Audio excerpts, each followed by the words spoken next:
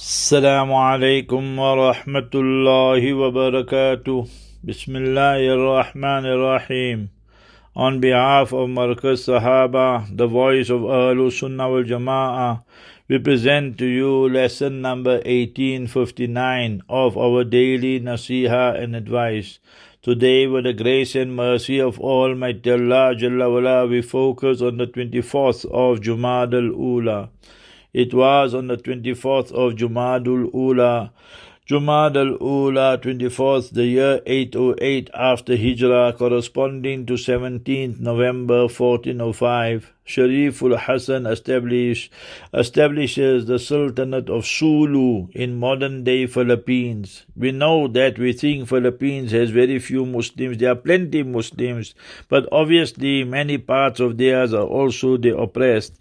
So you will find, I know of Muslims from South Africa who have built masajid there.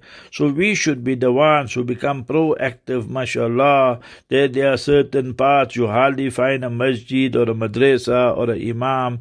So go there, mashallah, and do everything legally above board, and it can be our sadaqah jariyah, the means of our najat and salvation in the year after.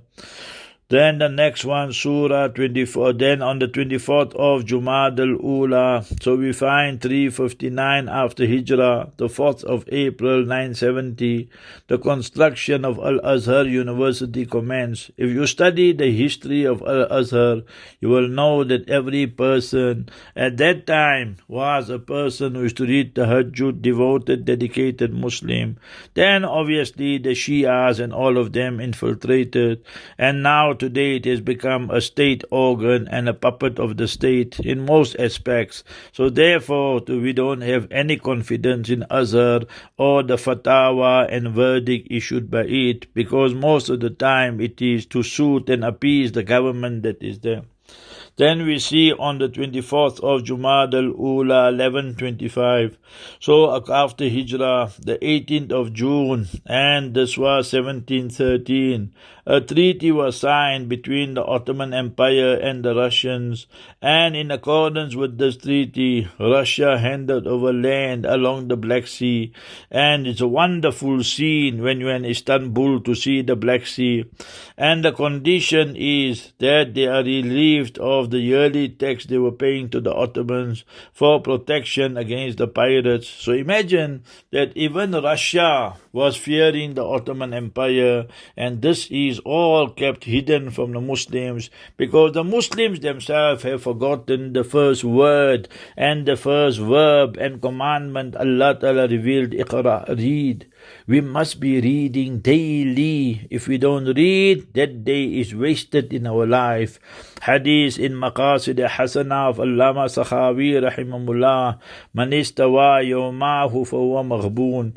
The person whose 2 days are equal. We did not learn anything about Quran Sharif, Sunnah Mubarakah, fiqh and jurisprudence, du'as, any Islamic history, anything valuable, even in our worldly matters. So that day is a wasted, and the day will never ever come back in our life. At least we learn something, so that will be the legacy we leave behind. Somebody, somewhere in the world will benefit from that, and that is what we need to learn. See, so how Islam was everywhere. You see the Ottoman Empire, 3 continents they were busy in. They had activities in the heart of Europe. Asia was theirs, parts of Africa was theirs, all this. What a great empire, and the duration, the longest, 620 years approximately. May Almighty Allah reward them, and may Almighty Allah punish the traitors, and may Almighty Allah restore another khilafat for this ummah. Ameen. Ya Rabbal Alameen. Assalamu alaikum wa rahmatullahi.